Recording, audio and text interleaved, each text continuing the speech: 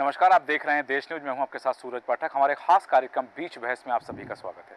बीच बहस में आज हम बात करने वाले हैं देश की उस परंपरा के विषय में जो परंपरा लंबे अरसे के बाद में टूटी है और स्थापित हुई है, कायम हुई है।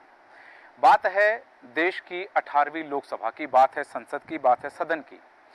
ओम बिरला दूसरी बार भारतीय जनता पार्टी के सांसद के रूप में लोकसभा के अध्यक्ष बनने वाले पहले व्यक्ति बन गए हैं और दूसरी बार लोकसभा में अध्यक्ष का पद संभालने वाले वो चौथे व्यक्ति हैं। अब ये बात सामने आ रही है कि जिस तरह से इस बार 2024 में जो प्रक्रिया सामने आई है वह प्रक्रिया कितनी सही थी, और जब कांग्रेस को पता था कि ये चुनाव उन्हें हारना है तो अपना प्रत्याशी उन्होंने लोकसभा अध्यक्ष के लिए उतारा ही क्यों। सवाल ये भी है कि कल 25 जून था और आज लोकसभा को एक अध्यक्ष मिले हैं। लोकसभा अध्यक्ष ओम बिरला ही क्यों, और इसकी पटकथा कब लिखी गई थी, और राजस्थान के सियासी समीकरण में क्या कुछ फेरबदल होगा, ये तमाम सवाल हैं। इन सवालों के जवाब के लिए हम चर्चा करेंगे। खास मेहमान हमारे साथ हैं, आपका परिचय कराते हैं। हमारे साथ में राजनीतिक विश्लेषक वरिष्ठ पत्रकार देवदत्त दुबे जी हैं। देवदत्त दुबे जी, आपका बहुत स्वागत है देश न्यूज में। राजनीतिक विश्लेषक और वरिष्ठ पत्रकार हमारे साथ अजय श्रीवास्तव जी हैं। अजय श्रीवास्तव जी, बहुत स्वागत है देश न्यूज में। और वरिष्ठ पत्रकार और राजनीतिक विश्लेषक प्रकाश सक्सेना जी हमारे साथ हैं। प्रकाश सक्सेना जी, आपका स्वागत करते हैं देश न्यूज में।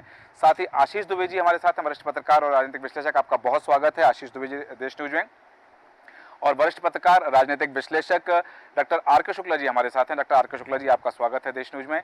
और स्वागत करता हूं मैं राम मोहन चौकसी जी का, वरिष्ठ पत्रकार हैं, राजनीतिक विश्लेषक हैं, आप सभी का स्वागत है। और सबसे पहली बात कि वो जो 1952 में एक चुनाव हुआ, फिर 1975 में एक चुनाव हुआ, और अब 2024 में जब 26 जून को लोकसभा अध्यक्ष पद के लिए मत की बात आई। हालांकि मतदान कराने की मांग की गई विपक्ष के द्वारा, लेकिन प्रोटेम स्पीकर ने मतदान की मांग को खारिज करते हुए ध्वनि मत से लोकसभा अध्यक्ष पद के लिए ओम बिरला का नाम घोषित कर दिया।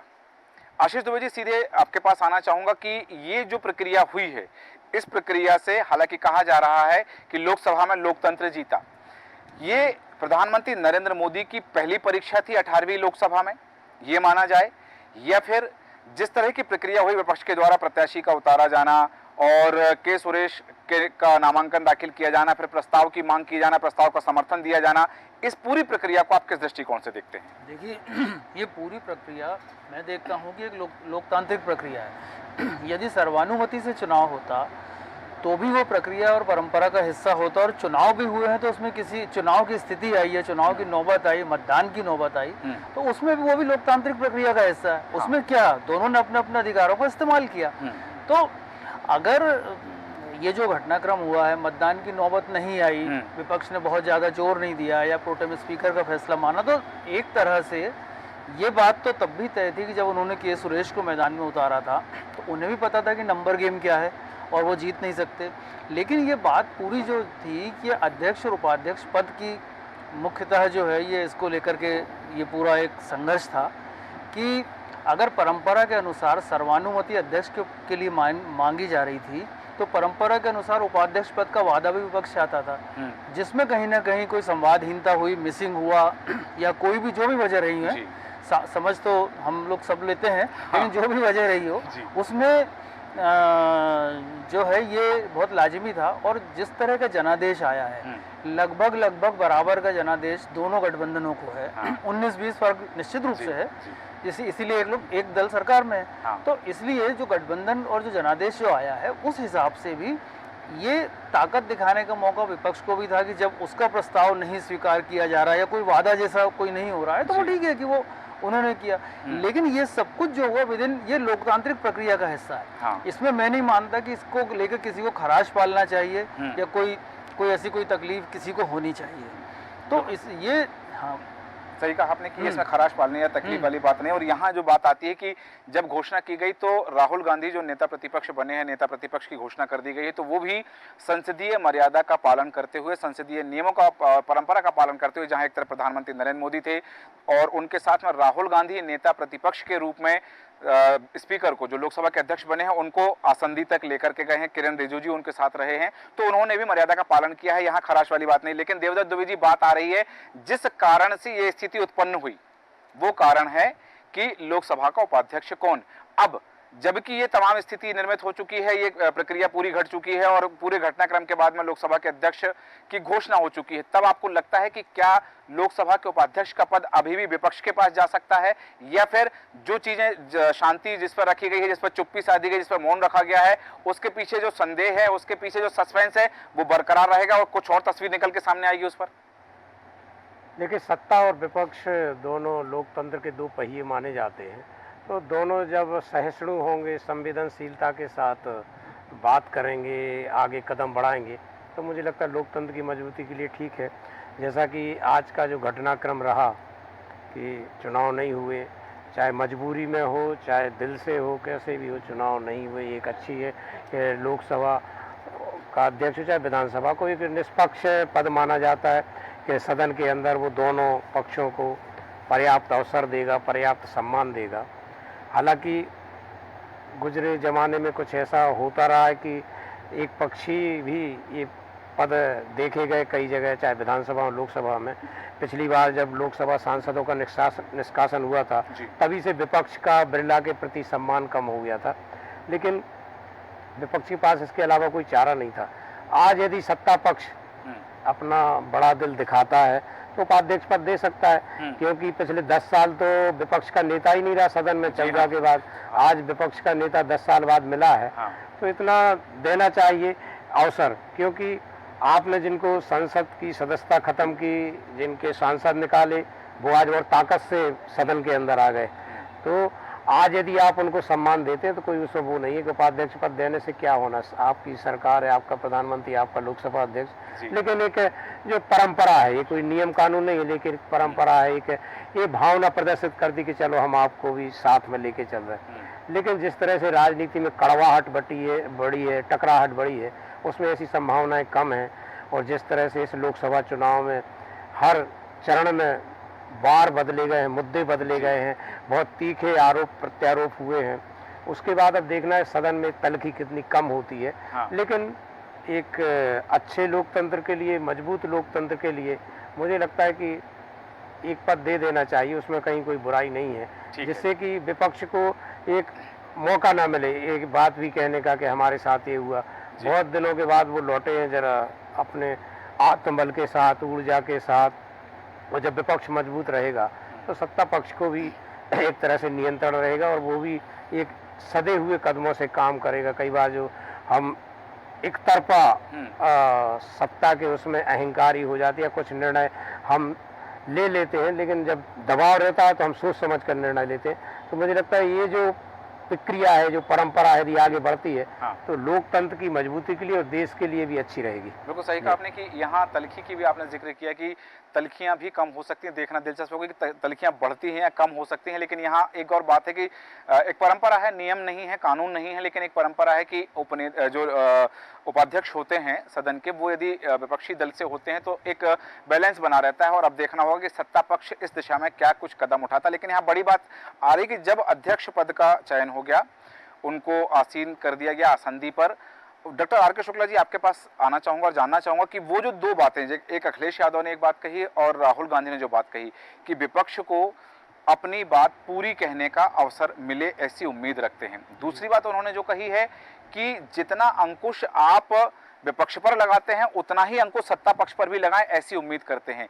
एक अध्यक्ष जो होता है, जैसे कल बात कही जा रही थी, भारतीय जनता पार्टी के नेताओं के द्वारा ही यह बात कही गई कि लोकसभा का अध्यक्ष जो होता है वो किसी पार्टी का नहीं होता है, वो सदन का अध्यक्ष होता है। तो अब ये बात कहना कि भारतीय जनता पार्टी के अध्यक्ष बन गए हैं, ठीक है, वो भारतीय जनता पार्टी के टिकट पर चुनाव लड़े हैं, राजस्थान की एक सीट से, लोकसभा सीट से जीते हैं, लगातार तीसरी बार सांसद बने हैं, लेकिन अब वो सदन के अध्यक्ष हैं। उनसे इस तरह की बात जो कहना कि हम अपेक्षा, ठीक है, उम्मीद विपक्ष का काम है कि भाई हमें अपनी बात कहने का पूरा अवसर मिले, ये जब प्रक्रिया चलेगी, कार्यवाही चलेगी सदन की, तब भी बातें सामने आएंगी। लेकिन ये कहना क्या इंगित करता है कि वो 150 निष्कासन को याद दिलाना है कि उस समय आपने सुनी नहीं थी लेकिन इस बार सुनना है, क्या ये आशय इंगित करता है? निश्चित ही रूप से 2014 की सरकार और 2019 की सरकार से यदि हम कंपेयर करें 2024 की सरकार के समय पे, तो आज के समय में लोकसभा में जो हमारा प्रतिपक्ष है या विपक्ष है, वो इन दोनों ही लोकसभाओं की तुलना में काफी स्ट्रांग है। और चूंकि स्ट्रांग ही नहीं है, शायद मुझे लगता है कि पूरे देश से, हमारे देश के जितने भी प्रदेश हैं, सभी प्रदेशों से कोई ना कोई पार्टियां का उस विपक्ष में क्या प्रतिनिधित्व है। तो जो 2019 में जैसा कि आरोप लगाए गए थे लोकसभा अध्यक्ष माननीय एन बिरला जी पर कि वो अपनी मनमानी करते थे, अब शायद ऐसी मनमानी तो नहीं हो पाएगी। और इसी को प्रूव करने के लिए जो हमारा IND गठबंधन है, उसने अपना उम्मीदवार भी उतार दिया था। अब क्योंकि वोटिंग नहीं हुई, तो यदि हम मॉरल रूप में देखें तो ये इन्हें प्रतिपक्ष की हार तो आज हार के रूप में देखा जाना चाहिए, क्योंकि यदि आपने अपना कैंडिडेट उतारा है तो आपको हार और जीत अपनी जगह थी, कम से कम उसको कहाँ वोटिंग तक ले जाना चाहिए था। मांग तो की गई थी, विपक्ष के द्वारा मांग की गई थी कि मतदान कराया जाए, लेकिन प्रोटेम स्पीकर जो है मेहताब भर्तरी, उन्होंने विपक्ष की मांग को ठुकरा दिया था। नहीं तो अब क्योंकि देखिएगा, अगर वोटिंग की मांग की गई थी और साथ साथ में NDA गठबंधन को पता था कि हमारा कैंडिडेट जीतने जा रहा है, तो उनको चाहिए था कि वो विपक्ष की मांग को माने। अब क्योंकि वो उनका अधिकार था, उन्होंने बात मानी नहीं मानी वो अपनी जगह है, लेकिन कम से कम जो हमारा प्रतिपक्ष है देश का या विपक्ष है, उसने ये बात सिद्ध कर दी है कि अब सरकार की या लोकसभा में लोकसभा अध्यक्ष की मनमानी पिछली सरकारों के टाइम जैसी नहीं चलने दी जाएगी, क्योंकि आज की तारीख में हमारा प्रतिपक्ष भी काफी स्ट्रांग पोजीशन में है। ठीक है, विपक्ष हमारा मजबूत है और सशक्त विपक्ष स्वस्थ लोकतंत्र की पहचान होता है। सरकार के साथ कदम मिलाकर के चलना, सरकार की खामियों को उजागर करना विपक्ष का काम होता है। लेकिन यहाँ एक बड़ी बात आती है, अजय श्रीवास्तव जी, आपसे जानना चाहूंगी, आज 26 जून है, 25 जून नहीं है। 25 जून कल था जब प्रधानमंत्री नरेंद्र मोदी ने 1975 का जो आपातकाल था उसका जिक्र करते हुए कहा था कि संविधान को कुचला गया था, इंदिरा गांधी पर निशाना साधा था उन्होंने।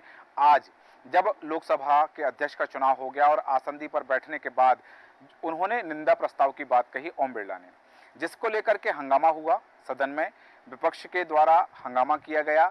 और उस दौरान जिस तरह से उन्होंने जिक्र किया है कि उस दौरान बहुत ज़्यादा ज्यादतियां की गई हैं, पूरे देश को जेल बना दिया गया था, तमाम तरह की बातें उन्होंने कही आसंदी से। और उन्होंने कहा कि उस दौरान जो हताहत हुए हैं, जिनकी जानें गई हैं, उनकी आत्मा की शांति के लिए 2 मिनट का मौन रखा जाए। उस मौन में सत्ता पक्ष के लोग जो थे, भारतीय जनता पार्टी के सांसद थे, वो तो मौन रहे, लेकिन विपक्ष के लोग लगातार हंगामा और नारेबाजी करते रहे।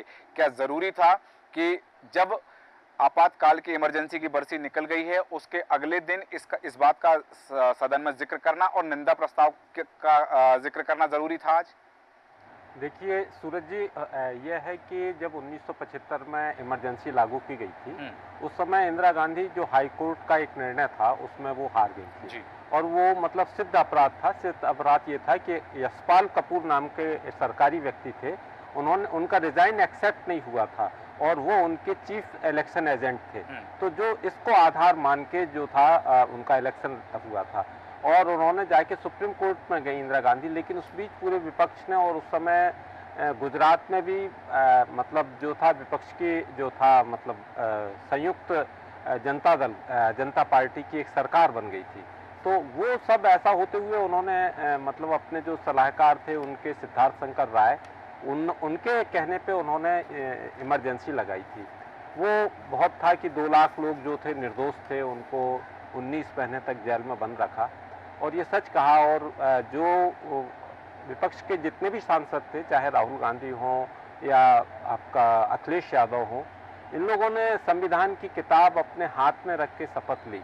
देखिए, संविधान जो है वो एक आपके लिए उसके लिए समझना है और समझ के उसके अधिकारों का उनका पालन करना है। अब ये देखिए कि कई बार एक आपको उदाहरण दे रहा हूँ कि रामायण जो है, रामायण हमारे यहाँ मतलब एक ग्रंथ माना जाता है जो ये सीख देता है कि जीवन कैसा होना चाहिए। अब रामायण का यदि नाम कोई व्यक्ति अपने मकान का रख ले और उसकी लड़की किसी दूसरी जाति में शादी कर ले, तो वो रामायण का कहाँ हुआ पालन? ऐसे यदि आपने संविधान रखा तो आप अपने पूर्वजों का देख लो कि उन्होंने हाई कोर्ट के निर्णय को नहीं माना और हाई कोर्ट के निर्णय को नहीं मानने के बाद में उन्होंने 19 महीने तक निर्दोष लोगों को जेल में रखा। जेल में जब रखा और जब उनको ये हो गया कि यदि उन्होंने इस समय चुनाव नहीं कराया, अंतर्राष्ट्रीय इतना दबाव था। आपातकाल की बरसी के दूसरे दिन सदन में इसका जिक्र कितना जरूरी था? नहीं, देखिए वो जिक्र तो होगा। 2 लाख आदमी कम नहीं होते हैं। 2 लाख आदमी यदि 19 महीने तक निर्दोष व्यक्ति यदि जेल में बंद रहते हैं तो वो हो जाता है। इंदिरा गांधी 8 दिन के लिए हुई थी, वो सड़क पर लौट गई थी पूरी कांग्रेस। तो मतलब प्रश्न इस बात का है कि तुम 8 दिन की जेल में तुम पूरी दुनिया कर रहे हो, और 19 महीने, और ऐसे व्यक्ति मतलब जयप्रकाश नारायण पर जो केस था वो उन पर पत्थर चलाने का था। मतलब उन पर जो केस लागू किया गया था, हरि विष्णु कामत जो संविधान के वो थे, उन पर जो था कि साहब ये पत्थर चला रहे थे। मतलब जो केस में पुलिस ने जिन लोगों को अंदर किया था वो डायलिसिस से पर थे, जयप्रकाश नारायण, और उन पर जो केस मतलब लगाया गया था जिसके अंतर्गत उन्हें मीशा में बंद किया गया था, वो केस था पत्थर चलाने का।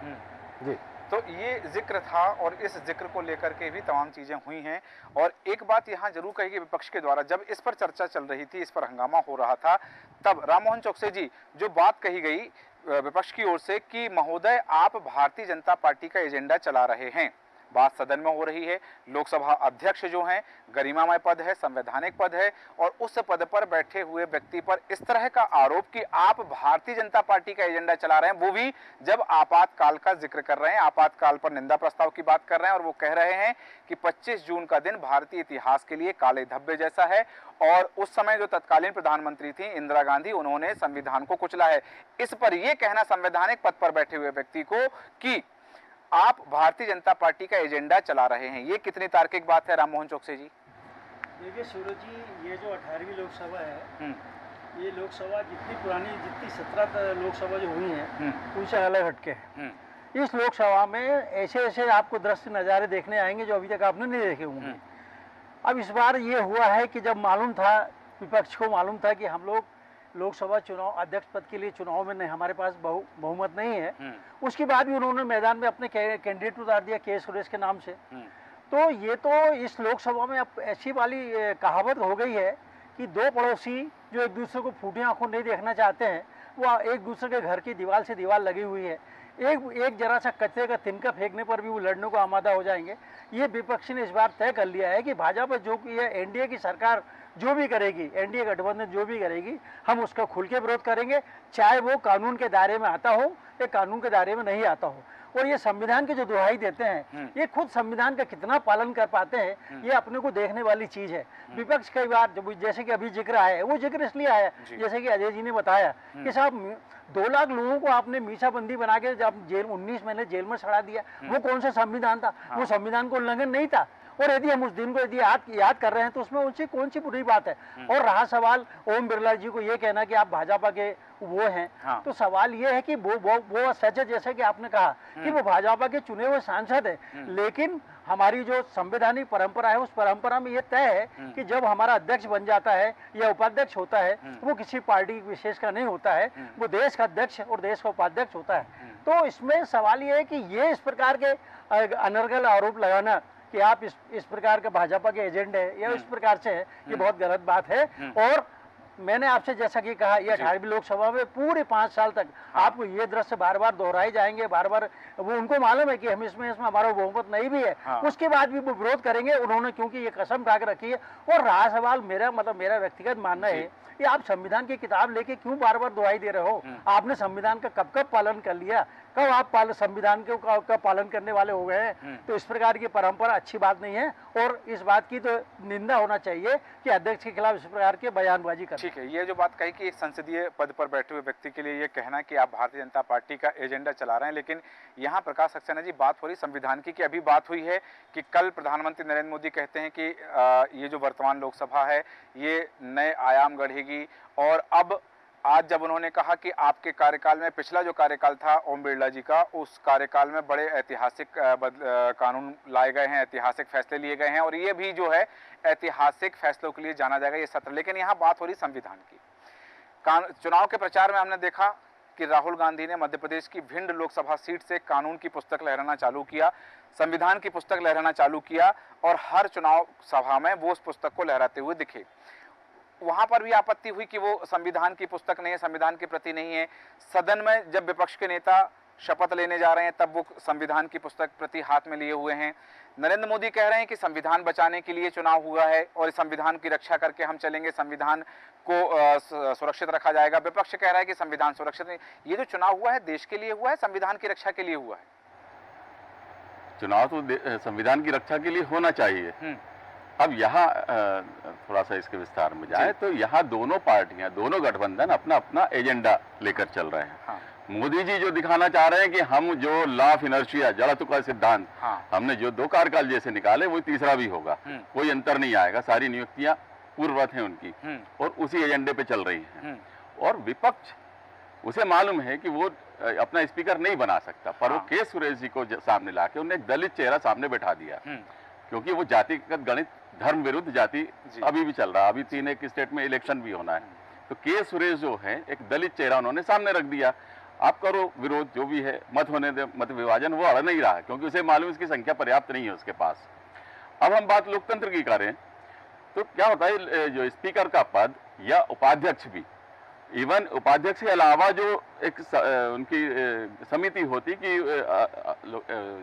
स्पीकर के अनुपस्थिति में जो भी उस सिंहासन पे बैठता है उसको सेम वही पावर होती है ना। तो और वो इतनी खतरनाक पावर है कि वो किसी भी बिल को मनी बिल के रूप में एक्सेप्ट कर सकता है, बिल्कुल, किसी भी बिल को कोरम के अभाव में खारिज भी कर सकता है। तो यदि कोई अपनी विपरीत विचारधारा का कोई व्यक्ति वहां कुछ समय के लिए बैठ गया और उस समय कोई ऐसा एजेंडा पेश हुआ तो सरकार के खिलाफ जा सकता है। तो जो आपका एक सवाल था कि डिप्टी स्पीकर बनेगा कि, तो अभी तक का जो सरकार का बर्ताव है उसको देखते हुए नहीं लगता है कि डिप्टी स्पीकर जो एनडीए विपक्षी तरफ से आएगा। और अब जो हम ओम बिरला जी की बात करें तो उनका पिछला कार्यकाल डेमोक्रेटिक नहीं था। जो रमेश विधुड़ी ने जो उस संसद का दुरुपयोग किया और उस पर क्या एक्शन हुआ इस दुनिया ने देखा है। विपक्ष का तो काम है, वो मुद्दे नहीं उठाएगा तो हम उसको गाली आएंगे कि वो काय के लिए बैठा हुआ है। तो वो तो विपक्ष इनके खिलाफ मुद्दे उठाएगा। तो एक लोकतांत्रिक परंपरा है। ओम बिरला जी ने जो सांसदों को सदस्यता निष्कासित किया था, उस सांसदों की अनुपस्थिति में ऐसे बिल पास हो गए। आपको शायद याद हो या ना हो कि 18 जून का एक वो डाक अधिनियम पारित हो गया 2023। आपकी डाक को रास्ते में सरकार कहीं भी रोक सकती है, वो कस्टम विभाग को भी भेज सकती है, आपको पता ही नहीं है। ऐसे अभी ये जो क्रिमिनल लॉ जो आ रहे हैं, जो 1 जुलाई से लागू हो रहे हैं, जनता को भी इसके बारे में नहीं पता है, न संसद में उसमें बहस हुई है। क्या ये लोकतांत्रिक प्रक्रिया है?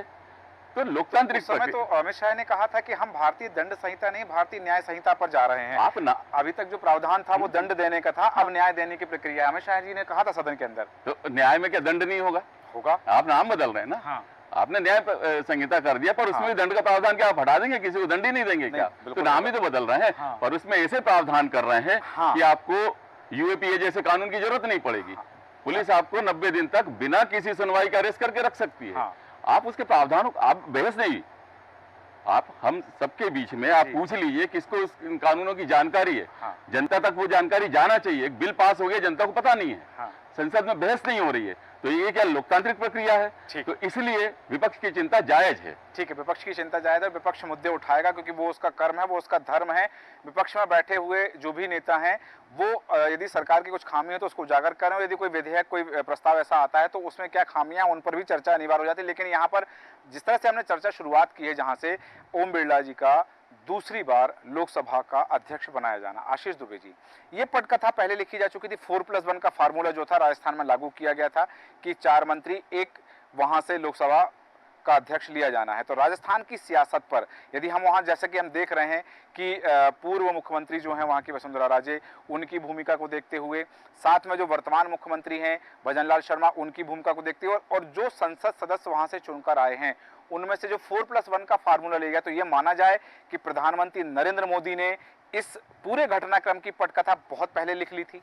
नहीं, ये तो लोकसभा अध्यक्ष का जो फैसला है, ये कोई 1, 2, 4 घंटे का तो फैसला है नहीं। ये जब 4 जून 5 जून को चुनाव जीत लिए थे, शपथ हो गई थी, तब से चीजें तय हो जाती हैं। तो ये कोई बहुत रॉकेट साइंस नहीं है इसमें। नहीं, लेकिन उनका जो बयान है, उन्होंने जो बात कही है नरेंद्र मोदी जी ने, उन्होंने कहा है कि क्योंकि अभी तक देखा गया है कि पिछले लगभग 3 दशक से कि ऐसा एक भी लोकसभा अध्यक्ष नहीं रहा जो दोबारा चुनाव लड़ा और जीत कर आया हो। तो ये भी एक नई परंपरा को कायम कर, उन्होंने इस बात का उल्लेख भी किया है। हाँ, निश्चित तौर पे, क्योंकि वो उनका दाव था। और वो सटीक हुआ, सही हुआ, सफल हुआ, तो वो उसका उल्लेख करेंगे। और ये बात सही है कि ओम बिरला दोबारा चुनाव जीत के आए हैं। पिछली बार तो निर्विरोध या सर्वानुमति से चुने गए थे, इस बार वो ध्वनि मत से जीते हैं। ये दो फर्क हैं इसमें। तो मैं ये मान के चल रहा हूँ कि राजस्थान की जो राजनीति है और ये जो दिल्ली में जो राजनीति होने वाली है या होने जिसके आसार समझ आ रहे हैं, ये दो अलग अलग चीज़ें हैं। राजस्थान का जो विषय है लोकसभा के जो मौजूदा संदर्भ और आने वाला जो समय है उसके मुकाबले महत्वपूर्ण नहीं है। वहाँ पर भाजपा जो भी है अपनी तरह से अपनी जमावट कर सकती है। ये बात सही है कि अगर राजस्थान से मान लिया जाए कि ओम बिरला को एक बड़ा मौका दे दिया गया है और सारी चीज़ें हैं तो उसको तो माना जा सकता है, लेकिन ओम बिरला जैसा अध्यक्ष भारतीय जनता पार्टी किसी भी सत्तारूढ़ गठबंधन के लिए लोकसभा में जरूरी था। ये इसको भी देखना चाहिए, क्योंकि कोई भी सत्ता पक्ष जो है, ठीक है चुने जाने के बाद व्यक्ति क्या हो जाता है वो अलग बात है, चुने जाने के पहले तक उसके जो तकाजे हैं वो सत्ता पक्ष से जुड़े होते हैं। हाँ। इससे कोई इनकार करने जैसी चीज़ें नहीं, बहुत साफ चीज़ें हैं। बिल्कुल। जो नियुक्तियां बड़ी बड़ी होती हैं, बड़ी संवैधानिक संस्थाओं पोस्टों पे भी होती हैं, दूसरी जगहों पे भी, उसमें भी बहुत सारे फार्मूले लिए जाते हैं। तो इस तरह से जो अगर ओम बिरला को लिया गया है तो ये आने वाले जो वक्त में जो बीजेपी ने आज जो चुनाव के बाद जिस तरह से जो निंदा प्रस्ताव पेश किया, जो सदन में पहले के बाहर माहौल बना उसके बाद हुआ, तो ये चीज़ें बताती हैं कि बीजेपी किसी भी स्थिति में अपना जो पुराना वाला जो ऑरा है उसके बाहर नहीं आना चाहेगी। वो हमेशा ये संदेश देना चाहेगी, भले ही उसे पता है कि उसका 300 पार, 350 पार, 400 पार नहीं सक्सेसफुल हुआ, वो बहुमत में भी नहीं आई, चूँकि वो गठबंधन के तहत इतनी आगे तक आई और कांग्रेस भी गठबंधन के तहत ही इतने पावर में। तो ये जो बराबरी की लड़ाई है, इसमें बीजेपी कोई भी ऐसा सियासी संदेश नहीं देना चाहेगी कि वो कहीं 19 हो रही है। इसलिए उपाध्यक्ष के पद को भी जो है उसको विपक्ष को तो पूरी तरह से चीजें नहीं समझा जाए कि डी पुरेंद्रेश्वरी के लिए रास्ता खुला हुआ है।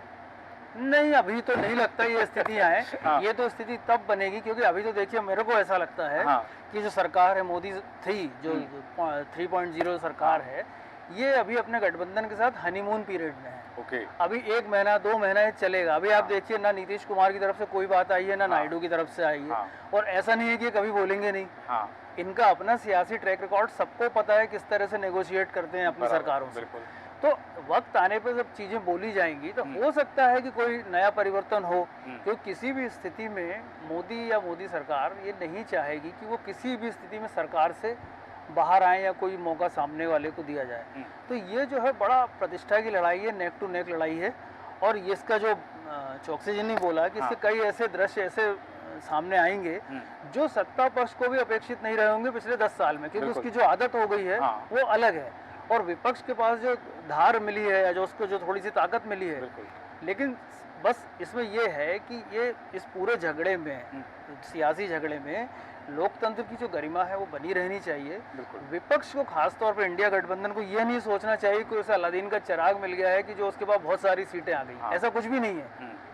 ये है कि एक स्वस्थ जो लोकतंत्र है वो बना रहे और सरकार पर चेक एंड बैलेंस बना रहे, ये जरूरी है। तो दोनों पक्षों को इसका ध्यान रख के बढ़ना पड़ेगा, इसकी उम्मीद कम है। बिल्कुल, यहाँ एक बात है कि दोनों पक्ष इसका ध्यान रखेंगे, इसकी उम्मीद तो कम है, लेकिन बात ये भी आ रही कि उनकी भी जिम्मेदारी है, चाहे वो सदन में बैठे हुए सत्ता पक्ष के सांसद हों या विपक्ष के सांसद हों, साथ ही जो लोकसभा अध्यक्ष है उनकी भी जिम्मेदारी कि स्वस्थ लोकतंत्र की स्वस्थता बनी रहे, लोकतंत्र की मजबूती बनी रहे। लेकिन देवदत्त दुबे जी, बड़ा सवाल कि आज दिन भर से जो तस्वीर चर्चा में है, जो आज दिन भर का कहा जा रहा है कि ये फोटो ऑफ द डे है, और वो फोटो है प्रधानमंत्री नरेंद्र मोदी और राहुल गांधी के हाथ मिलाते हुए तस्वीर। उस तस्वीर पर आपकी क्या प्रतिक्रिया है कि वो तस्वीर आज कहा जा रहा है कि वो फोटो ऑफ द डे है, और ये तस्वीर, क्योंकि जब पिछली बार हमने देखा था कि पिछले सत्र में जब संसद आहूत हुआ था तब सदन की बैठक चल रही थी और अपने अभिभाषण के बाद राहुल गांधी नरेंद्र मोदी के पास जाते हैं, उनसे खड़े होने का आग्रह करते हैं, वो खड़े नहीं होते हैं, तो वो बैठे बैठे गले लगते हैं। फिर और भी कुछ घटनाक्रम देखे गए हैं, लेकिन आज की ये तस्वीर सोशल मीडिया से लेकर के तमाम जगह चर्चा में है। इस तस्वीर पर आपकी प्रतिक्रिया कि नरेंद्र मोदी और राहुल गांधी की हाथ मिलाते हुए तस्वीर? देखिए, ये तो एक स्वाभाविक है कि सदन के नेता मोदी हैं और नेता प्रतिपक्ष राहुल गांधी हैं। तो ये कोई जानी दुश्मनी तो है नहीं, ये तो एक राजनीतिक विचारधारा की लड़ाई है। तो सदन के अंदर इस तरह तो स्वाभाविक रूप से, चाहे विधानसभा हो, लोकसभा हो, नेता, सदन के नेता और सदन के उपनेता जैसा नेता प्रतिपक्ष को माना जाता है, दोनों मिलते ही हैं। इसमें आश्चर्य ये लग रहा होगा कि अभी लोकसभा चुनाव के दौरान कड़वाहट बढ़ी, जी। बहुत राहुल गांधी को पिछले उसमें सदस्यता उनकी बर्खास्त की गई, बहुत सारी चीज़ें हुई। तो राजनीति में ये भी होता रहता है, लेकिन जो दिखाई देता है वो वही देता है कि सब मिलजुल कर काम कर रहे हैं। बहुत अलग तस्वीरें हैं सियासत के लोगों की। बाहर बयान देते हैं, जो स्थानीय स्तर पर हम लोग देखते हैं, अंदर रात में एक साथ बैठते हैं, एक साथ खाना खाते हैं, गप लड़ाते, बिजनेस में पार्टनर होते। ये कोई वो नहीं है, ये तो केवल राजनीतिक विचारधारा की। और आज जो हुआ वो उसी का है कि अब एक तरफा तो निर्णय लेने की स्थिति में नहीं है कि हमारा 400 पार का नारा सफल हो गया हो। अब विपक्ष थोड़ा दमदार हो गया है, मजबूत हो गया है, तो एक तरह से सम्मान भी बढ़ेगा। पिछली बार तो 10 साल से तो नेता प्रतिपक्ष ही नहीं बन पाया, इतनी संख्या भी नहीं आ पाई। तो ये राजनीति में होता रहता है कि जब जब विपक्ष मजबूत होता है तो उसको सम्मान मिलता है, और नहीं भी होता तो एक स्वाभाविक एक आम सांसद से भी मिल सकते हैं, प्रधानमंत्री या नेता प्रतिपक्ष किसी से ही मिल सकता है।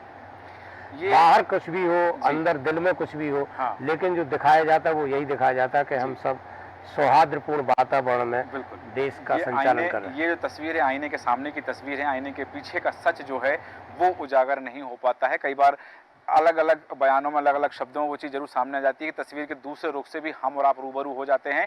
लेकिन यहाँ बात आ जाती है कि जिस सदन की गतिविधि को लेकर के, सदन की कार्यप्रणाली को लेकर के, डॉक्टर आर.के. शुक्ला जी, यहाँ जो बात आ रही है कि एक बात कही, जैसा कि अभी आशीष दुबे जी ने जो बात कही कि स्वस्थ लोकतंत्र के लिए सदन की प्रक्रिया निष्पक्ष चले और दोनों पक्षों को इस बात का ध्यान रखना होगा कि जो संवैधानिक परंपराएं हैं वो ना टूट पाएं। इन संवैधानिक परंपराओं के निर्वहन में लोकसभा अध्यक्ष की भूमिका क्या होती है, और क्या जिस तरह से अभी चर्चा हुई कि पहले 150 सांसदों का निष्कासन कर दिया गया, फिर उसके बाद में उनकी अनुपस्थिति में कई विधेयक पारित कर दिए गए, तो क्या अब ओम बिरला जी की जिम्मेदारी ज़्यादा बढ़ जाती है कि वो संसद की प्रक्रिया को निष्पक्षता से चलाएं? जैसे कि मैंने पूर्व में उल्लेख किया कि राहुल गांधी और अखिलेश यादव ने जिक्र भी किया है कि हमारी बात पूरी करने का मौका दिया जाए, तो उनकी जिम्मेदारी कितनी बढ़ जाती है? और आपको क्या लगता है कि जो पिछला कार्यकाल रहा है उस कार्यकाल की अपेक्षा क्या कुछ नया इस बार देखने मिल सकता है? देखिए, यदि हम मॉरली देखें तो निश्चित रूप से जो अभी 2024 के लोकसभा अध्यक्ष हैं माननीय ओम बिरला जी, उनको अपनी कार्यशैली में कुछ ना कुछ बदलाव तो लाना होगा। और अगर वो ऐसा नहीं करते हैं तो जब जब लोकसभा का सत्र चलेगा निश्चित रूप से हमारे देश को उसका नुकसान उठाना पड़ेगा, क्योंकि इन्हें विपक्ष भी काफी एक बड़ी मात्रा में है। और विपक्ष अड़ेगा, हर मुद्दे पर अड़ेगा, क्योंकि उनको भी अपने अपने स्टेट में या 2029 के लोकसभा चुनाव में जाके जनता को बताना है कि भाई हम वहां जाके से मूक दर्शक बन के नहीं बैठे रहे हैं। तो ऐसी परिस्थिति में अगर लोकसभा अध्यक्ष एक सामंजस्य की स्थिति बनाकर दोनों ही मतलब पक्ष और विपक्ष के इन सांसदों की सभी बातों को या सभी मांगों को जहां तक संभव हो नियम अनुसार अगर वो उनको मौका देते हैं तो शायद उनको लोकसभा सत्र चलाना ज्यादा आसान होगा। अन्यथा निश्चित रूप से लोकसभा अध्यक्ष पर भी कभी न कभी 5 साल में अविश्वास प्रस्ताव विपक्ष ला सकता है। ठीक है, लोकसभा अध्यक्ष के विरुद्ध भी अविश्वास प्रस्ताव लाया जा सकता है। हालांकि 14 दिन पहले खुद लोकसभा अध्यक्ष को इसकी सूचना देना अनिवार्य होता है। और जैसा कि अनुच्छेद 93 में इस बात का उल्लेख किया गया है, संविधान के अनुच्छेद 93 में पूरी प्रक्रिया का उल्लेख है कि वहां उनके चयन से लेकर के यदि इस तरह की घटना भी सामने आती तो हो सकती है। लेकिन यहाँ बड़ी बात, जैसा कि आपने कहा कि सदन पूरा चले और परिपक्वता से चले तो 2029 में जनता को जवाब देना। हालांकि संभावना व्यक्त की जा रही है कि अगला लोकसभा चुनाव 2027 में हो सकता है। लेकिन यहाँ अजय श्रीवास्तव जी, हम बात करेंगे अगला चुनाव जब भी वो अलहदा विषय है, लेकिन यहाँ यदि हम बात कर रहे हैं संवैधानिक अधिकारों की, ठीक है, सशक्त विपक्ष मिला है, मजबूत विपक्ष मिला है। सरकार को भी जिस तरह से कहा था, पहली एनडीए की बैठक हुई थी, प्रधानमंत्री नरेंद्र मोदी ने कहा था कि यह जो टर्म है, तीसरा टर्म कड़े फैसले लेने का है, बड़े फैसले लेने का है। क्योंकि जिस तरह से देखा जा रहा था कि नीतीश कुमार और चंद्रबाबू नायडू के साथ गठबंधन है, तो उनका जो कोर एजेंडा है, कुछ बातें जो शामिल थी कि उन बातों को पूरा करने जाएंगे, इस बार करने की उम्मीद थी। जैसा कि उन्होंने कहा था कि 400 पार का नारा इसलिए चाहिए कि 1 नेशन 1 इलेक्शन की बात कर सकें, या फिर उन्होंने जो बात कही थी मुस्लिम आरक्षण की बात कर सकें कि धर्म के आधार पर आरक्षण कभी किसी राज्य में लागू नहीं होगा। तो ये जो तमाम तरह की चीजें थी, आपको लगता है कि अब जब पूर्ण बहुमत नहीं है, उसके बाद अब जब लोकसभा स्पीकर के पद पर ओम बिरला जी बैठे हुए हैं, तो वो चीजें आसान हो जाएंगी? उन विधेयकों को पारित कराना ध्वनि मत से, संख्या बल से, किस तरह से वो चीजें आसान हो पाएंगी? देखिए सूरज जी, प्रश्न इस बात का नहीं है कि संख्या बल इतना है और उनको मान्यता प्राप्त है। यदि कांग्रेस और समाजवादी पार्टी, चाहे वो ममता बनर्जी हो, इन सब सांसदों को एक आदत पाड़नी होगी कि वो है होमवर्क करने की। हाँ। कोई भी सांसद जो है वो होमवर्क करके नहीं आता है, और उसकी सबसे बड़ी जो उलझन है वो है सांसद निधि। हाँ। वो सांसद निधि में पूरे टाइम उलझा रहता है कि किसे कहां से दूं, कितना मेरा हिस्सा बचे, और जो अध्ययन करने का समय वो नहीं जाता। एक समय था कि जब डॉक्टर राम मनोहर लोहिया नेता प्रतिपक्ष थे, संख्या बल उनका कम था, लेकिन उन्होंने जो बातें कही वो बाद में आकर मोदी जी को आज वो पूरी करनी पड़ी। उन्होंने कहा कि यदि घरेलू गैस नहीं होगी, एलपीजी गैस होगी, तो जो महिलाओं की आंखें हैं वो धुएं के कारण उनकी खराब हो रही हैं, उनकी रोशनी पे असर पड़ रहा है। तो उन्होंने कहा कि जो सरकार को ऐसी योजनाएं बनाना चाहिए कि घरों घर एलपीजी गैस जाए। दूसरी बार उन्होंने ये कहा कि जो खुले में शौच की है, तो वो उसके कारण जो है मतलब महिलाओं को जो है रात अंधेरे का इंतजार करना पड़ता है और उनको फिस्टुला नाम की बीमारी होती है। तो ये जो तर्क थे, जो चिंताएं थी, जो राष्ट्र की चिंता थी, वो करना जरूरी है। अब यदि इस टाइम पे जो विपक्ष है वो एक बात जानता है कि बायकाट करना, अब उसने बायकाट कर दिया, लेकिन जो मुद्दे हैं जिन पर की सही बहस तभी हो सकती है जब उनका अध्ययन हो। लेकिन अध्ययन करने की जो परंपरा थी वो तो या तो टूट गई है, क्योंकि सत्ता पक्ष जो है वो तो पूरी तरह होमवर्क करके आता है, लेकिन जो विपक्ष है उसकी एक बहुत बड़ी कमी आ रही है कि वो यदि संख्या बल में भी है लेकिन उसमें आ रहा है। अब देखिए मोदी जी ने एक तीर से दो निशाने चले। उन्होंने कहा कि जो पहले लोकसभा अध्यक्ष थे वो चुनाव जीत के नहीं आ पाते, उनका इशारा दूसरी तरफ था कि जो 2014 में नेता प्रतिपक्ष मल्लिकार्जुन खड़गे थे वो 19 में चुनाव हार गए, फिर अधीर रंजन थे वो 23 में चुनाव हार गए। तो उन्होंने कहा कि जो नेता प्रतिपक्ष का पद है वो इस ढंग से है। घोषित नहीं थे, लेकिन ये दल के नेता तो थे कांग्रेस के। भले कैसे ही था कि संख्या बल था, उनको मान्यता नहीं थी, लेकिन कांग्रेस के नेता तो थे। तो इसी प्रकार उन्होंने यही कहा कि जो है कि राहुल गांधी जो हैं वो कांग्रेस पार्टी के नेता हैं, अभी भी जो संख्या बल है उसके हिसाब से वो देश की जनता के नेता नहीं बन पाए। बिल्कुल सही कहा आपने कि ये जो चीजें हैं स्टडी, होमवर्क, ये जितना जरूरी सत्ता पक्ष के सांसदों के लिए है उतना ही जरूरी विपक्ष के सांसदों के लिए। और जैसा कि बताया श्रीवास्तव जी ने कि कांग्रेस के विधायकों के लिए, टीएमसी और जेडीयू के विधायकों के लिए, टीएमसी के विधायकों के लिए ये चीज़ें जरूरी कि वो जिस विषय पर चर्चा होने वाली है, जो विधेयक आने वाला है, उसका होमवर्क करके लाएं। लेकिन यहाँ एक जिज्ञासा भी मेरी और बाकी है। मैं राममोहन चौकसी जी आपसे जानना चाहूँगा, जैसा मैंने पूर्व में जिक्र किया, राजस्थान की राजनीति पर ओम बिरला के दूसरी बार अध्यक्ष बनने से क्या फर्क पड़ने वाला है। और यहाँ हम देख रहे हैं कि भजनलाल शर्मा और वसुंधरा राजे सिंधिया इसके अलावा एक नए पावर सेंटर के रूप में राजस्थान में उभरे हैं दूसरी बार अध्यक्ष बनने के बाद में ओम बिरला। राजस्थान की सियासत, हालांकि ठीक है वहां तमाम समीकरण एज इट इज रहने वाले हैं, कोई परिवर्तन नहीं आने वाला, लेकिन पावर सेंटर के रूप में उनका उभरना कितना कुछ प्रभावित करेगा। साथ ही ये जो चीजें जा रही हैं, जैसे कि अभी बताया कि चुनावी होने वाले हैं, तो उन चुनावों में एक नई बात रखी जा सके विपक्ष के नेताओं के द्वारा, विपक्ष के सांसदों के द्वारा, विपक्ष की दलों के द्वारा कि हमने एक ऐसे व्यक्ति को चेहरा बनाया, मौका दिया, लेकिन सत्ता पक्ष ने उन्हें अध्यक्ष नहीं बनने दिया। तो ये चीजें हो सकती हैं। तो बाकी जिन 4 राज्यों के चुनाव, उन 4 राज्यों को देखते हुए राजस्थान में नए पावर सेंटर के रूप में ओम बिरला का उभरना आप कैसे देखते हैं? देखिए सूरज जी, जहाँ तक मेरा मानना ये है कि ओम बिरला जी को फिर से अध्यक्ष चुना जाना, इसका मतलब ये है कि ओम बिरला जी आने वाले समय 5 साल तक लोकसभा अध्यक्ष के नाते अपनी व्यस्तताओं में व्यस्त रहेंगे। और मतलब उनका जो जिस प्रकार का उनका राजनीतिक चरित्र है ओम बिरला जी का, उसके देखते हुए लगता कि वो वहाँ पर कोई अपना अलग से कोई अपना पावर बैंक खड़ा करेंगे या उनका कोई गुट कहाँ खड़ा होगा, ऐसा मुझे लगता नहीं है। हाँ, लेकिन चूँकि वो राजनीति करने आए हैं मैदान में, तो राजनीति का ये गुण होता है कि राजनेता का गुण होता है कि वो अपनी राजनीति को जरूर सफल बनाना चाहता है। तो मैं ऐसा मान के नहीं चलता कि मतलब ओम बिरला जी के उससे बहुत ज़्यादा फर्क पड़ेगा, तीसरा कोई इसमें बड़ा नया दल खड़ा हो जाएगा। ये बात सही है कि आने वाले 3 राज्यों में चुनाव होना है, उसको लेके हो सकता है कि सक्रियता तो सभी दलों की रहेगी, लेकिन मैं ओम बिरला जी की भूमिका को लेके बहुत ज़्यादा आश्वासित हूँ कि वो ऐसा कोई कार्य उनकी तरफ से नहीं होगा। और मैं एक चीज़ और जोड़ना चाहता हूँ कि इस लोकसभा में जैसा मेरी एक परिकल्पना है कि एक ऐसा बच्चा जो बार बार 11वीं कक्षा में फेल हो रहा था, सप्लीमेंट्री आ रही थी, हाँ, वो अचानक 12वीं में पास होके 12वीं कक्षा में आ गया है। हाँ, और 12वीं कक्षा में आगे वो बनना चाहता था कि कक्षा का मॉनिटर, हाँ, और मॉनिटर न बन के उसको उप मॉनिटर बना दिया गया है। तो उप मॉनिटर की नाते उसकी भूमिका थोड़ी सी गहन गंभीर हो गई है। हाँ, और मैं बात करूंगा नेता प्रतिपक्ष राहुल गांधी की, हाँ, कि राहुल गांधी पहले का रिकॉर्ड रहा है, ये ऑन रिकॉर्ड है कि मतलब वो जैसे ही चुनाव होते थे, कांग्रेस हारे जीते, उनका जो गठबंधन है जीते हारे उनसे उनको कोई मतलब नहीं रहता था। वो सीधा अपनी, जब तक उनकी नानी जिंदा रही, इटली चले जाते थे और या विदेश में छुट्टी मनाने चले जाते थे। ये पहला मौका है कि ये बच्चा पास होकर 12वीं कक्षा में आ गया, कप्तान बन गया है, तो शायद इसमें थोड़ी सी गंभीरता आ गई है। हाँ, और इस नाते वो गंभीरता को निभाते हुए अब उनकी मजबूरी है कि उनको यहाँ रहना पड़ेगा, और चूंकि वो नेता प्रतिपक्ष हो गए हैं तो इस नाते उनको हर चीज का, जैसा कि अजय श्रीवास्तव जी ने कहा कि होमवर्क करके आना पड़ेगा, आपको गहन अध्ययन करना पड़ेगा। अभी तक आप जिस कानून का मखौल उड़ाते थे, जिस कानून को आपने कभी पढ़ा नहीं था, उस कानून की बारीकियां आपको जानना पड़ेगी, उसके क्या, उसके पक्ष में क्या प्रभाव में क्या हो सकता है, उसका दुष्प्रभाव क्या हो सकता है, ये सब आपको करना पड़ेगा।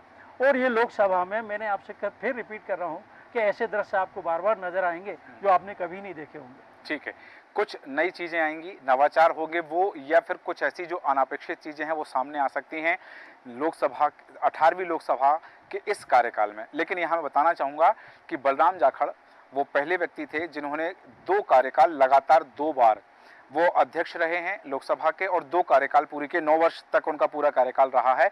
यहाँ एक बड़ी बात है कि यदि ये सरकार अपना पूरा कार्यकाल पूरा करती है, 5 वर्ष तक ये सरकार रहती है, तो ये दूसरे व्यक्ति हो जाएंगे जो लगातार 2 बार कार्यकाल पूरा करने वाले लोकसभा स्पीकर कहलाएंगे। लेकिन यदि कहीं ऐसा कुछ किसी देवयोग से या किसी सियासी समीकरण से ऐसा होता है कि ये सरकार पूरे 5 साल पूरे नहीं कर पाती है, तो ये फिर बलराम जाखड़ की बराबरी नहीं कर पाएंगे ओम बिरला। लेकिन यहाँ पर एक बात जरूर आती है, और सक्सेना जी आपके पास आना चाहूँगा कि पूरी चर्चा पर आपकी अंतिम प्रतिक्रिया, साथ ही ओम बिरला की भूमिका, उनकी जिम्मेदारियां, सदन की प्रक्रिया चलाने के लिए हम सब तक की बात करें, हम तार सब तक के नियमों की बात करें, तो उन तमाम चीज़ों को ध्यान रखते हुए क्या क्या चुनौतियां उनके सामने आ सकती हैं? देखिए सूरज जी, ओम बिरला जी लोकसभा के अध्यक्ष हैं, उनकी एक लोकतांत्रिक भूमिका होना चाहिए जो हम अपेक्षा करते हैं उनसे। हाँ। वो पिछले जो सत्र में, पिछले जो कार्यकाल था उसमें हमें दिखाई नहीं दिया, हमें बहुत निराश किया, क्योंकि महत्वपूर्ण विधेयकों पे चर्चा नहीं हुई। सरकार जो चाहती थी वो अपने हिसाब से सदन का उपयोग करके निकलती रही। विपक्ष ऐसा नहीं, जैसे अजय भाई ने कहा, कि तैयारी करके नहीं आ जाता। जो मुखर वक्ता थे उनको किसी न किसी बहाने उनकी सदस्यता से वंचित कर दिया गया। उनको संसद से किसी भी षड्यंत्र पूर्वक उसमें भूमिका होती है सिंहासन की भी, तो वो नहीं अपना पक्ष रख पाए। उन्होंने बाहर बोला, बाहर उनके माइक में, आपके यहाँ कई बार बोल चुका हूँ कि उनके माइक छीन ले गए, उनके माइक नहीं, बोले कहाँ वो, है ना। मेन स्ट्रीम मीडिया में उनको स्पेस मिला नहीं, संसद में उनके माइक बंद किए, ऐसी घटनाएं भी हुई हैं। उन पे राहुल गांधी बोल रहे हैं, कैमरा फोकस सभापति पे रहा। तो ऐसी स्थितियां पैदा की गई कि विपक्ष अपनी भूमिका जो भी इसने तैयारी की वो भी नहीं अपने दिखा पाया। तो यदि आपने कहा कैमरा फोकस वाली बात, तो कुछ घटनाएं तो कैमरे में आई हैं, चाहे वो आई हैं। हाँ, तो उसकी आलोचना, यदि उन्होंने जो गलत किया आलोचना तो आना चाहिए ना, ये हमें दिखना चाहिए ना। हम जनता है, हम ये अपेक्षा, मैं भाजपा कांग्रेस की बात नहीं कर रहा, गठबंधन की बात नहीं कर रहा, किसी भी, हमारी क्या अपेक्षा है, हमारी उम्मीदें वहां है। आप देखिए, जब 2014 में सरकार बनी थी तो हमारे वित्त मंत्री का क्या बयान था, अरुण जेटली जी का, कि मध्यम वर्ग अपनी चिंता खुद करे। पर जैसे ही सरकार थोड़ी कमजोर हुई, प्रधानमंत्री जी ने क्या कहा, अब हम मध्यम वर्ग के लिए काम करेंगे। तो हमारे लोकतंत्र में इतनी ताकत है कि वो भले ही कितना ही निरंकुश सरकार होती जाए, यदि उसकी हम पावर थोड़ी सी कम करते हैं तो उसे जनता के प्रति जवाबदेह बनना पड़ता है। राम मोहन चौधरी ने एक बात कही कि कुछ नई चीजें देखने मिलेंगी जो अनापेक्षित हैं, तो आप जो कह रहे हैं निरंकुश, मैं तानाशाही की ओर इशारा कर रहा हूँ कि क्या वो समीकरण भी देखने मिल सकते हैं? अभी बिल्कुल दिखेगी, क्योंकि आप मूड में कोई चेंज नहीं दिख रहा। सारे पद, कारण क्या है कि कुछ मजबूरियां भी होंगी, क्योंकि जब तक सरकार के उन पदों के द्वारा उनकी जांच नहीं होगी उन्होंने क्या क्या किया है, तो सामने बहुत सी चीजें नहीं आएंगी।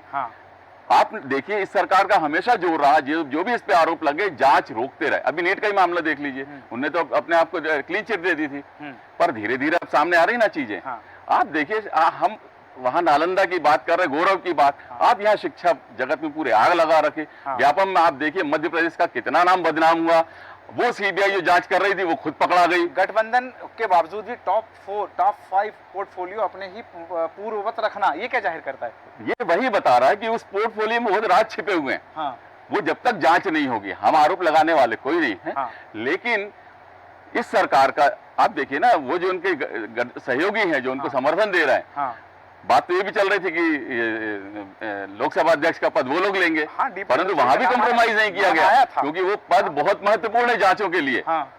आप पिछला 10 साल का रिकॉर्ड उठा के देख लीजिए। हाँ। जो जो आरोप लगे, जिस देश से कोई डील हुई, आरोप लगे, वो बेच रहा, फायदा कमा रहा, वहां जांच हो रही है, हमारे देश में नहीं हो रही है। ऐसे भी आपको उदाहरण लेकिन मिलेंगे। अब तो लोक लेखा समिति के अध्यक्ष राहुल गांधी हो जाएंगे ना? हो जाएंगे। अब तो नेता थोड़ी दमदारी आएगी, तो लोक लेखा मामले आएंगे। आप हाँ। देखिए, अब उम्मीद की जा सकती है जब विपक्ष मजबूत है हाँ। और थोड़ा मीडिया भी मुखर होगा, हाँ। बहुत सी चीजें सामने आएंगी जो अभी छिपी हुई हैं। चलिए, बहुत सारी चीजें सामने आएंगी, ऐसी उम्मीद की जा रही है। और उम्मीद ये भी की जा रही है कि सदन बेहतर चले, सदन की प्रक्रिया बेहतर चले, सदन की कार्रवाई बेहतर चले और निष्पक्षता वहां दिखाई दे। इसकी जिम्मेदारी अब ओम बिरला पर, जैसा कि कहा गया है कि उन जो बात शुरुआत हुई, जब चर्चा हुई, तब राहुल गांधी ने भी जो बात कही है, अखिलेश यादव ने जो बात कही है, हालांकि कुछ ऐसी बातें अखिलेश यादव ने कही हैं जिनका जिक्र यहाँ बहुत जरूरी नहीं है, वो मखौल भरे वातावरण में उन्होंने कही थी। लेकिन उन्होंने एक बात जरूर कही है कि विपक्ष को उसकी बात पूरी कहने का अवसर मिले, ऐसी उम्मीद कर सकते हैं। और यदि पहले दिन से अध्यक्ष पद पर जो व्यक्ति बैठा है उस पर शंका की पूरी बात कहने का मौका विपक्ष को मिलेगा या नहीं मिलेगा, इस बात की शंका कुशंका को भी इन बातों ने जन्म दे दिया है कि वो इस तरह से जो बातें कही गई तो क्यों। और दूसरी बात, सदन में पहले दिन, जब पहला दिन था लोकसभा अध्यक्ष के पद पर आसीन होने का, आसंदी पर ओम बिरला का, वहां पर आपातकाल का जिक्र और निंदा प्रस्ताव की बात करना, 2 मिनट के मौन रखने पर सदन में सत्ता पक्ष का मौन होना, विपक्ष का हंगामे करते रहना, यह भी बहुत कुछ जाहिर करता है कि विपक्ष की भूमिका क्या होने वाली, विपक्ष कैसे अपनी बात रखना चाहता है, यह भी बहुत कुछ स्पष्ट हो जाएगा। हालांकि बिंदु और हैं जिन पर हम चर्चा कर सकते हैं, पर समय हमें अनुमति नहीं देते, इसलिए चर्चा को विराम देंगे। आज सभी मेहमानों का, देवदत्त दुबे जी आपका बहुत धन्यवाद, श्रीवास्तव जी आपका बहुत बहुत धन्यवाद चर्चा में शामिल होने के लिए, अजय श्रीवास्तव जी, साथ ही प्रकाश सक्सेना जी आपका बहुत धन्यवाद शामिल होने के लिए चर्चा में, आशीष दुबे जी आपका बहुत धन्यवाद चर्चा में शामिल होने के लिए, डॉक्टर आर के शुक्ला जी आपका बहुत धन्यवाद, राम मोहन चौकसी जी आपका भी बहुत बहुत धन्यवाद चर्चा में शामिल होने के लिए। आप सभी मेहमानों का धन्यवाद करते हुए आपको बताना चाहूंगा कि सदन की प्रक्रिया अब कैसे चलेगी, इस पर निगाह सभी की होगी, क्योंकि चुनौतियां बहुत हैं और सबसे बड़ी बात यह है कि निष्पक्षता, परंपराओं का निर्वहन कैसे होगा, यह देखना दिलचस्प होगा। कल फिर एक ऐसे ही मुद्दे के साथ होगी आपसे मुलाकात, तब तक बने रहें देश न्यूज के साथ। नमस्कार।